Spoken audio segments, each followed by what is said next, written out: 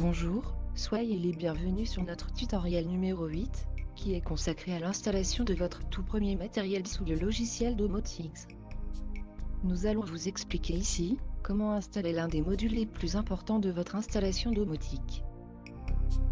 Si j'insiste autant sur le fait que ce module est très important, c'est parce qu'il s'agit du module appelé RFX-TRX, ou RFX-COM, qui est un petit boîtier en USB permettant de communiquer entre votre ordinateur et l'ensemble des autres modules sans fil, tels que interrupteur, prise, détecteur de mouvement, détecteur d'ouverture de porte, etc.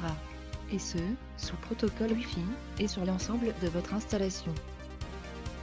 Ce module vous coûtera entre 90 et 110 €, mais rassurez-vous, il s'agira certainement du module le plus cher de votre réseau domotique. Bonjour à tous, alors je vais vous montrer sur ce tutoriel l'installation du boîtier RFX-COM.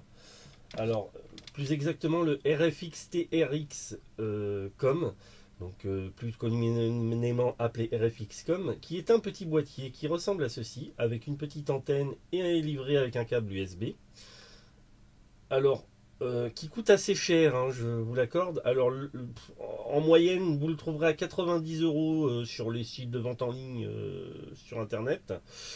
Là actuellement je l'ai trouvé le moins cher possible du moment. Alors je vais vous dire ça tout de suite. Là nous sommes le 6 octobre 2018, date à laquelle je fais cette vidéo.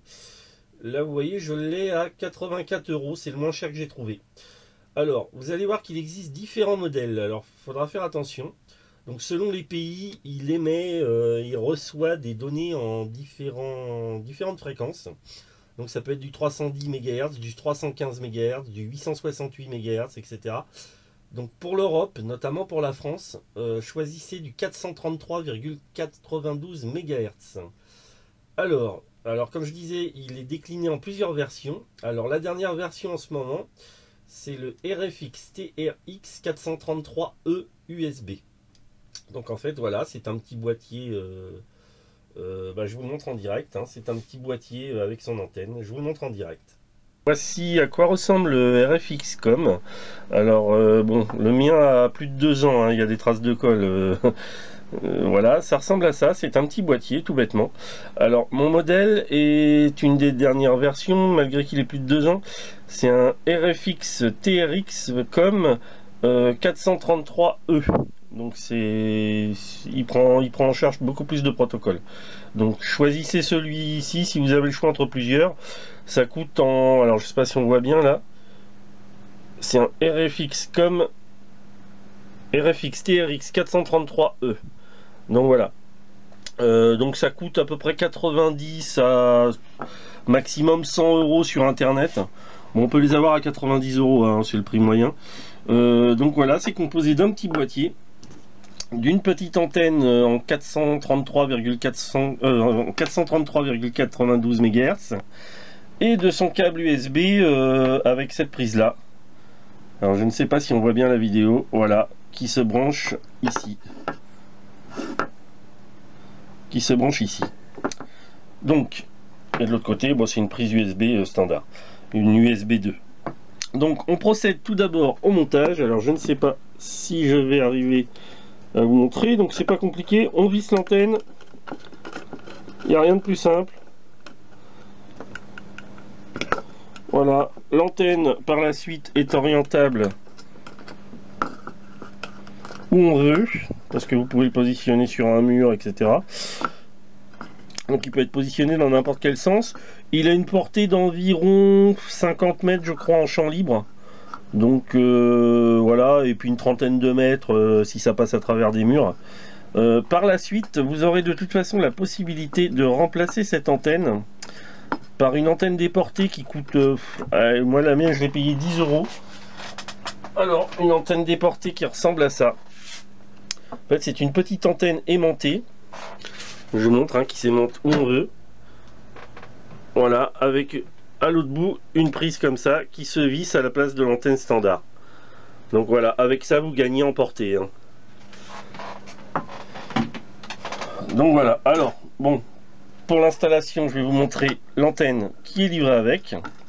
Donc je le rappelle, hein, le petit boîtier là est livré avec son antenne standard comme ça et son câble USB.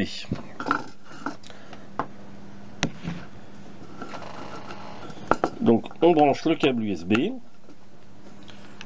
L'autre extrémité du câble USB, on la branche tout bêtement à la prise USB de l'ordinateur.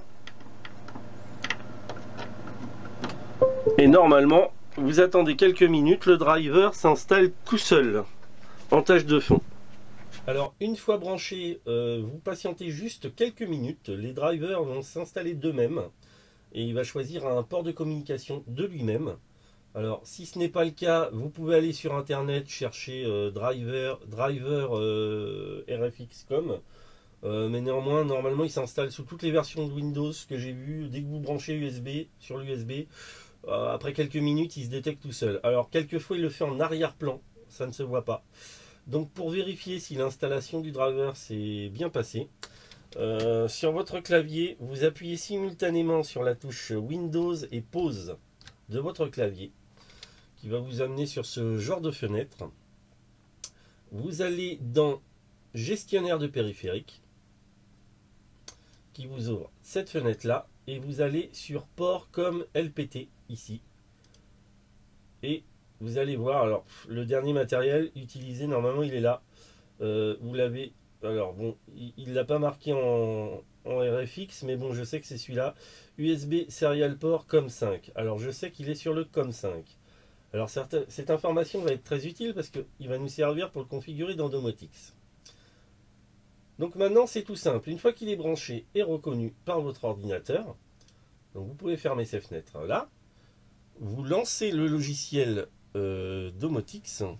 Alors oui, donc je disais, vous lancez le logiciel Domotix. Alors pour ma part, je vais sur démarrer Domotix.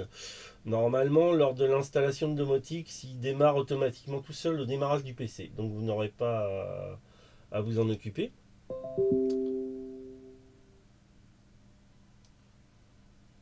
Donc nous voici sur notre logiciel Domotix. Alors pour l'instant, vous voyez, il n'y a aucun périphérique, aucun dispositif d'ajouter, aucun matériel. Donc c'est tout simple. Donc pour notre RFX.com, qui est notre premier module et qui est le plus important, c'est lui qui va communiquer avec l'ensemble des modules sans fil fonctionnant en Wi-Fi. Donc vous allez sur le bouton Réglages, Matériel. Ici dans la case du bas, là, enfin dans la partie basse, dans le type, vous prenez, alors, oups, dans le tips, vous prenez, normalement vous avez une ligne qui s'appelle RFX, il y en a même plusieurs. Alors, dans notre cas en France, on va prendre le RFX.com RFX TRX 433 USB 433,92 MHz. Alors faites attention, ne pas vous tromper, vous voyez il existe en 868 pour... alors je crois que c'est l'Amérique, je crois que c'est les États-Unis et le Canada, et le 315 ça doit être pour l'Asie si je ne me trompe pas. Enfin, en tout cas pour tout ce qui est Europe, France et Europe, ce sera le 433,92 MHz, et tous vos modules sans fil par la suite en Wi-Fi fonctionneront sur cette même fréquence. Donc vous ferez très attention lors de l'achat de chaque module, que vous êtes bien en 433,92 MHz. Par la suite, vous allez voir que vous aurez la possibilité d'avoir du matériel Z-Wave. C'est un autre protocole, ça passe pas par le Wi-Fi, c'est un peu plus perfectionné. Là, dans ce cas-là, on sera sur du 868 MHz. Mais bon, ça, je vous en parlerai plus tard dans d'autres tutoriels. Donc pour l'instant, l'important, vous prenez cette ligne-là. Vous vérifiez bien que la case activée soit cochée. Donc on la coche. Vous donnez un nom. Alors, pour faire simple, on va faire RFX.com, comme ça on sait que c'est notre matériel. En délai d'inactivité, vous mettez désactivé, parce que c'est un modèle qui ne reçoit pas de... Vous voyez, il vous le dit que là, en indiquant un délai d'inactivité, le périphérique matériel sera redémarré si aucune donnée n'est reçue pendant ce délai. N'activez pas cette option pour les périphériques ne recevant pas de données. Alors généralement, le RFX ne reçoit pas de données, il en envoie, donc on va le laisser désactiver. Le port série, donc c'est le port COM que vous aviez tout à l'heure. Donc dans mon exemple, voilà, il le met automatiquement, j'en ai qu'un, c'est le COM5. S'il n'y est pas, vous le mettez et vous faites ajouter. Là, vous avez un nouveau module qui est apparu. qui est notre RFX.com. Donc vous cliquez sur régler le mode. Et là, vous allez cocher les matériels sans fil que vous avez. Alors, si vous ne savez pas, vous cliquez sur le bouton orange défaut. Ça vous active tout le matériel par défaut, généralement. Généralement, on passe sur du X10 et du AC, donc éventuellement du Lacrosse. Vous allez voir, éventuellement du Lighting 4, vous verrez peut-être sur certains modules, donc il suffit de le réactiver.